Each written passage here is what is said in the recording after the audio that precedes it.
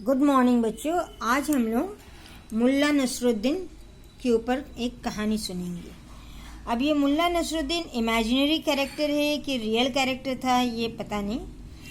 ये तुमने अकबर बिरबल की कहानियाँ सुनी होंगी, तेनालीरामन की कहानियाँ सुनी होंगी, उसी तरह ये मुल्ला नसरुद्दीन के ऊपर कहानियाँ हैं। मैंने इसे लोग कभी बहुत चालाकी वाला काम करता है, कभी कुछ बेवकूफ़ी वाला काम करता है। तो इस कहानी में मुल्ले ने उगाई मछलियाँ, ये इसके अपने चालाकी से, अपने बुद्धि से कैसे दूसरा जो इसको बुद्धू बनाना चाहता था उसको कैसे मात देता है, उस बारे में कहानी है। ठीक है। ये कहानी हम लोगों को ये सिखाता है कि हमें बिना कारण ही किसी का मजाक नहीं उड़ाना चाहिए या किसी को बुद्धू बनाने का कोशिश नहीं करना चाहिए। तो मैं ये कहानी पढ़ना शुरू कर रही हूँ। आजकल मुल्ला नसरुद्दीन को बागवानी का नया नया शौक चढ़ा था। बागवानी मीन्स जिसको हम लोग इंग्लिश में गार्डनिंग बोलते हैं। उसने अपने घर के पिछवाड़े की ज़मीन में तरह तरह के फूल पौधे लगाए थे। पिछवाड़े माने घर के पीछे जो जगह होता है। आजकल तो लोग अपार्टमेंट्स में रहते हैं, घर में रहते, उतना जगह नहीं रहता कि आपके घर के पीछे भी जगह हो, सामने भी जगह हो। पहले के ज़माने में ये होता था। तो आपके घर के पीछे बहुत सारा जगह होता था जनरली, और वहाँ लोग तरह तरह के सब्जी उब्जी या कुछ भी फूल वूल लगाया करते थे। तो इसके घर के पीछे भी ज़मीन था, वो वहाँ बहुत सारा का फल वगैरह का पौधा लगाया था। वह बड़े प्यार से उनकी देखभाल करने लगा। नसरुद्दीन की बागवानी के प्रति नई अभिरुचि देख के उसके कुछ दोस्त उसकी मदद भी की। अभिरुचि देख के मैंने उसकी क्या बोले, उसकी इच्छा, उसकी इंटरेस्ट मैंने मेरा उसके बागवानी गार्डनिंग की तरफ उसका नया नया इंटरेस्ट देख के उसके कुछ दोस्त उसका मदद की, मैंने हेल्प की। इससे नसरुद्दीन को एक खूबसूरत बागीचे का मालिक बन गया। अब जैसे तुम समझ लो, एक कहीं गार्डनिंग शुरू कर रहे हो, कुछ गार्डन्स में पौधा वौधा लगा रहे हो, तो अगर तुम्हारे किसी फ्रेंड को पता चलता है तो वो तुमको अगर हेल्प करना चाहता है तो वो क्या करेगा, कहीं से उसको कुछ यूनिक पौधा वौधा मिला तो वो तुमको ला के देगा, या कोई पौधा मिला बोलो कि चलो तुम ये भी लगा लो अपने गार्डन में। तो ऐसे करके कुछ फ्रेंड्स उसको किया, और एट द एंड क्या हुआ, उसका जो बागीचा था, उसका गार्डन, तो बहुत ही सुंदर सा गार्डन बन गया। तो एक दिन बगदाद के सुल्तान का एक वजीर इम्तियाज सिराजी, ठीक है, ये वजीर का नाम था। वजीर माने हो गया उसका एक कोर्ट का आदमी, जैसे मिनिस्टर समझ लो, अभी के लैंग्वेज में अगर मिनिस्टर बोलते हैं। सुल्तान माने राजा, वहाँ का राजा। बगदाद एक शहर का नाम है, ठीक है। तो एक दिन बगदाद जो एक शहर का नाम है, वहाँ के राजा का एक मिनिस्टर जिसका नाम था इम्तियाज सिराजी, वो नसरुद्दीन से मिलने आया। उस समय नसरुद्दीन बागीचे में घास की निराई करने में व्यस्त था। निराई मतलब होता है, तुम अगर फूल पौधा लगाए हुए हो तो उसमें जो एक्स्ट्रा ग्रास वगैरह उग जाता है तुम उसको निकालते हो ना, तो वही वो निराई करने में व्यस्त था। मैंने जो एक्स्ट्रा घास, जो वेस्ट, जो कुछ पौधा ऐसा भी उग जाता है जो कि अच्छा नहीं, जो हमें नहीं चाहिए, तो वो सब जो निकालते हैं उसको निराई बोल रहे हैं। क्यों नसरुद्दीन जी, सुना है आजकल आप अच्छे खासे माली बन गए हो, और यहाँ तो मुझे नए किस्म के पौधे ना के बराबर दिख रहे हैं, सिराजी ने मजाक उड़ाते हुए कहा। अब ये सिराजी नसरुद्दीन के पास आया। वो बोला कि क्या बात है, आजकल सुन रहे हैं तुम बहुत फूल उल लगा रहे हो, माली बन गए हो। माली मतलब हो गया गार्डनर, जो माली गार्डन में काम करता है, ठीक है। तो गार्डनर बन गए हो, लेकिन तुम्हारे गार्डन में तो हमको कोई नया पौधा, कोई नए तरह का पौधा नहीं दिख रहा है। तो सिराजी ने मजाक उड़ाते हुए ये बात बोला। तो नसरुद्दीन बोलता है, ओह सिराजी साहब, आइए, देखिए मुझे जो बीज मिलते हैं मैं वो बो देता हूँ। अब नए पौधों के बीज ना मिले तो भले मैं क्या करूँ। नसरुद्दीन ने गंभीरता से कहा। माने ये नसरुद्दीन बोल रहा है कि भाई हमको जो बिया मिलता है, जो फूल पौधा का बिया मिलता है, हम वो तो लगा देते हैं, फूल हुआ, फल हुआ, सब्जी हुआ, उसका लगा देते हैं। अब हमको अगर नया तरह का पौधा का बिया ना मिले या नया तरह का पौधा ना मिले तो हम क्या कर सकते हैं। तो सिराजी बोलता है तभी तो मैंने पूछा, नए बीज मैं दे सकता हूँ, मुझे शक है कि तुम उसे उगा सकोगे। ये सिराजी बोल रहा है, ठीक है, कि हम नए तरह का तुमको बीज देंगे, लेकिन हमको शक है कि डाउट है कि तुम इसको उगा सकोगे। आप शक ना करें, मैं हर तरह के बीज उगा सकता हूँ। अच्छा, कल सवेरे अपने नौकरों के हाथ नायाब किस्म का बीज तुम्हारे घर भिजवा दूंगा।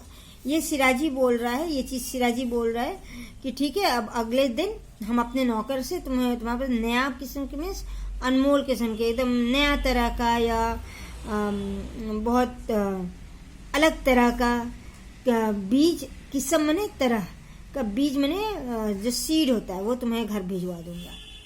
अगली सुबह सिराजी का एक नौकर एक पोटली लेकर आया और नसरुद्दीन को देते हुए बोला, हमारे मालिक ने ये बीज दिए हैं और इन्हें बड़ी हिफाजत से उगाने को कहा है। जब पौधा बढ़ने लगेंगे तो वो खुद आकर देखना चाहेंगे। तो सिराजी का एक नौकर आकर नसरुद्दीन को बोलता है कि ये बीज जो है ये हमारे मालिक दिए हैं और आपको बोले हैं कि जब ये पौधा आप इसको बहुत अच्छे से इसका ध्यान रखिए और इसको उगाइए, और जब इसमें से पौधा होगा तो वो खुद आके इसको देखेंगे। तो नसरुद्दीन बोलते हैं, जरूर जरूर, नसरुद्दीन ने कहा, और एक बीज पर रखने के लिए मुंह में डाल के उसे कुतरा। मैंने वो उसको देखना चाह रहा था नसरुद्दीन की क्या टाइप का बीज है, किस चीज़ का बीज है, तो वो कुतरा, मैंने उसको काटा। वो समझ गया कि सिराजी ने उसका मजाक उड़ाया। दरअसल सिराजी ने बीजों के बजाय मछलियों के सुखाए गए अंडे भेजे थे। मैंने वो बीज नहीं भेज के सिराजी ये क्या था, मछली का जो अंडा होता है उसको सुखाकर उसको भेज दिया था। यह देख के नसरुद्दीन को गुस्सा आया, लेकिन सिराजी से टकराना सुल्तान से टकराने के बराबर था। अब ये वो बहुत गुस्सा हो गया नसरुद्दीन की, देखो हमको बिया के बदले ये हमको बेवकूफ़ बनाना चाह रहा है, ये मछली का अंडा देके। अब मछली के अंडे से तो थोड़ी ना कभी कोई पौधा हो सकता है, मछली का अंडा किसी भी जानवर के अंडे से कोई पौधा थोड़ी ना हो सकता है, या उसमें से नया वो जानवर थोड़ी ना निकल सकता है। तो इसीलिए, लेकिन सिराजी सोचा कि अब हम इसको जाके कोई जवाब भी नहीं दे सकते सिराजी को। क्योंकि अगर सिराजी को हम कोई जवाब दिए तो सीधा राजा से मेरा दुश्मनी हो जाएगा, राजा से मेरा कंप्लेन कर देगा। इसलिए नसरुद्दीन उस यथा समय सबक सिखाने का निश्चय करके उस समय चुप रह गया। तो इसलिए उस समय क्या हुआ, नसरुद्दीन सोचा ठीक है, जब समय आएगा तब उसको हम इसका सबक सिखाएंगे, मैंने इसका हम उसको बतलाएंगे कि हम मेरे से मजाक करने का क्या नतीजा होता है। और करके उस समय वो चुप हो गया। इस तरह 2-3 सप्ताह बीतने पर एक दोपहर नसरुद्दीन को बीच बाजार में सिराजी के दर्शन हुए। मैंने सिराजी उससे मिला। कहो भाई, तुम्हारे पौधे खूब फल फूल रहे हैं ना, सिराजी ने कुटिलता पूर्वक मुस्कुराते हुए कहा। तो सिराजी जो था वो इससे मिला नसरुद्दीन से 2-3 सप्ताह बाद, मैंने 2-3 वीक बाद, और उससे पूछता है कि भाई तुम्हारे जो पौधा होता है खूब अच्छे से फल उल दे रहा है कि नहीं। तो और ये बहुत, मैंने उसको सरकास्टिकली जो बोलते हैं या बहुत व्यंग करके पूछा। आपकी दुआ से इस बार बगीचा ऐसा खिला है कि पौधों के पत्ते तो दिखाई ही नहीं देते। तो ये नसरुद्दीन जो है बोलता है कि हाँ, इस बार मैंने बहुत सबका ब्लेसिंग रहा है, इसलिए ऐसा फूल पौधा, ऐसा फल फूल हुआ है कि पेड़ का पत्ता ही नहीं दिख रहा है, केवल वो फल से और फूल से भर गया है। वाह! और हाँ, मैंने जो बीज भेजे थे उसे बो दिया था ना, सिराजी ने फिर शरारत की। तो फिर सिराजी क्या बोलते हैं, और जो हम बीज भेजे थे, जो मैंने बीज भेजे थे उसे तो तुमने बो दिया। मैंने गार्डन में लगा दिया था। तो नसरुद्दीन बोलता है हाँ, मैंने तो उसी दिन बो दिया, मैंने उसी दिन ज़मीन में लगा दिया। शायद उनमें से अभी अंकुर नहीं फूटे होंगे। मेरे दामाद ने भी कहा था कि उन्हें उगाना ऐरे गहरे का वश का काम नहीं।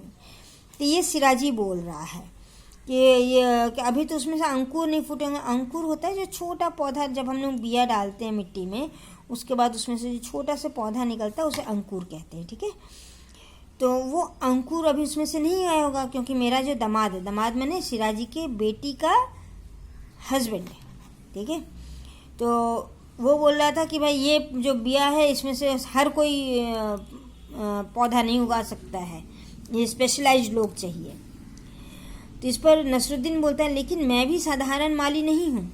उचित प्रकार का खाद और पर्याप्त पानी डाल के बीज बो दे तो सब तरह के बीज से अंकुर फूटना चाहिए।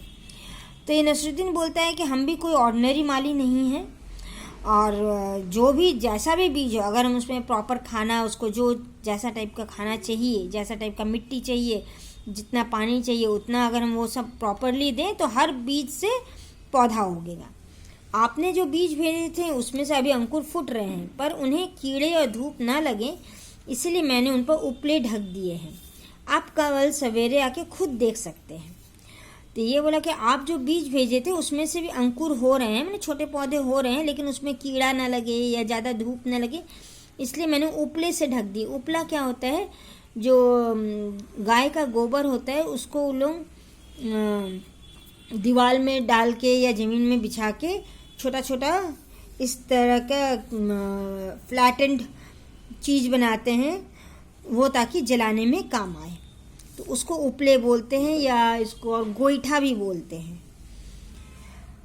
और वो बोला कि हम उससे ढक दिए हैं वो पौधे में ताकि वो उसमें कीड़ा और ज़्यादा धूप न लगे, लेकिन आप कल सुबह आके उन लोगों को देख सकते हैं।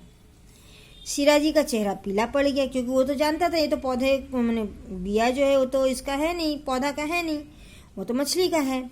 अच्छी बात है, तो मैं कल ज़रूर आऊँगा, वो बोला। अब नसरुद्दीन सीधा मछली के दुकान पर पहुँचा। उसने किलो भर छोटी छोटी मछलियाँ खरीदी और घर वापस आ गया। फिर उसने उन मछलियों को अपने बागीचे के खाली ज़मीन में ले जाके कुछ इस तरह पंक्तियों में आधा आधा गाड़ दिया जिस कि उनके मुंह ज़मीन के ऊपर दिखाई देने लगे, और फिर उन पर उपले ढक दिए। पंक्तियों में नहीं, लाइन, ठीक है, लाइन में। जब हम लोग पौधा लगाते तो लगाते ना एक लाइन में लगाते, तुम लोग तो गमला में लगाते हो जो, लेकिन जब मिट्टी में ये लोग लगाते हैं, फार्मर लगाते हैं तो लोग इन्हें लाइन लगाते हैं पौधा, ठीक है। तो वही पंक्तियों में गाड़ दिया, और ऐसा गाड़ा कि ये देखो मिट्टी में आधा बॉडी और ऊपर ये उसका मुंह केवल निकला हुआ था। तो वो उसके बाद वो क्या हुआ, अब अगले दिन जो है, और ऊपर से वो गोईठा से, जैसे बोल रहे हैं ना गोईठा या उपले, उससे ढक दिया। दूसरे दिन सिराजी सुबह सुबह नसरुद्दीन के घर जा पहुंचे। नसरुद्दीन उसे अपने बागीचे में ले गया और उपलों से ढकी फसल दिखा दी। उसने जैसे ही उपले उठाए, मछलियों के मुंह यूं दिखाई दिए जैसे जमीन से उग कर आए हों। तो अगले दिन जब सिराजी इसके नसरुद्दीन के घर गया तो वो, या इस पर से जो उपले ढके हुए थे, जो मछलियों के ऊपर उपले ढके हुए थे, वो हटा के दिखलाया। और उस समय ऐसा लग रहा था कि जस्ट मिट्टी से मछली निकल रहा है। देखो ये देखने से तुमको पिक्चर लग रहा है कि मिट्टी से मछली निकल रहा है। तो यह दृश्य देख के सिराजी ने दांतों तले उंगलियां दबा ली। वह चकित होकर बोला, कमाल है, यह तो चमत्कार है। कल बाजार में मुझे तुम पर विश्वास नहीं हुआ, लेकिन मैंने तो तुम्हें, खैर छोड़ो, अपनी आंखों से देखकर विश्वास करना ही पड़ेगा। ये सिराजी जो है ये तो देख के बोला कि अरे ये तो कमाल हो गया, लेकिन हम तो तुमको, करके वो चुप हो गया, क्योंकि वो बोल भी नहीं सकता कि हम तो तुमको मछली का अंडा दिए थे, नहीं तो फिर लोग उसी का मजाक उड़ाते हैं।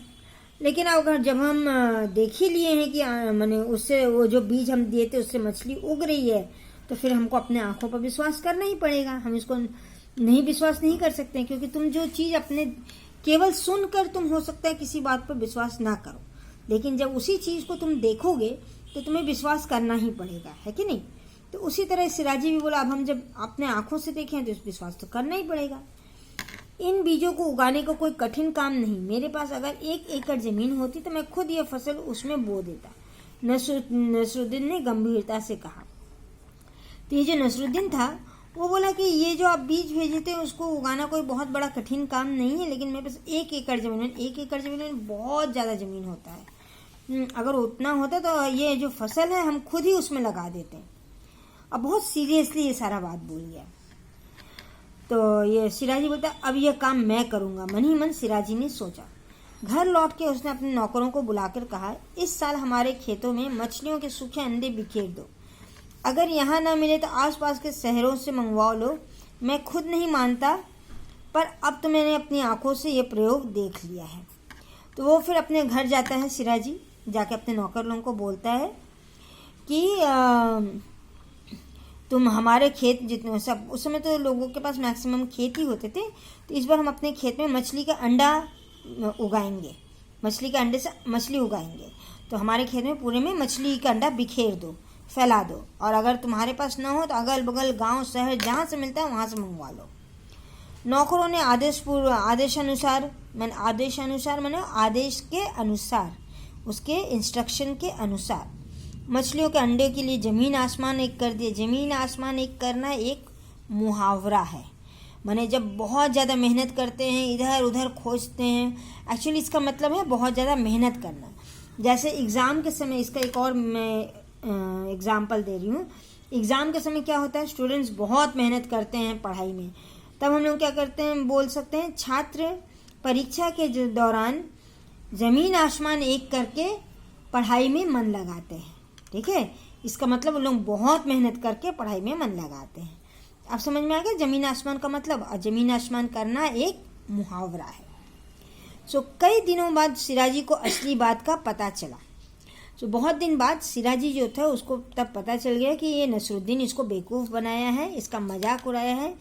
ये जो सिराजी जो नसरुद्दीन का मजाक उड़ाना चाह रहा था, वही वो उसका मजाक नहीं उड़ा सका, उसको बेवकूफ़ नहीं बना सका, उल्टे नसरुद्दीन ने इसको बेवकूफ़ बना दिया।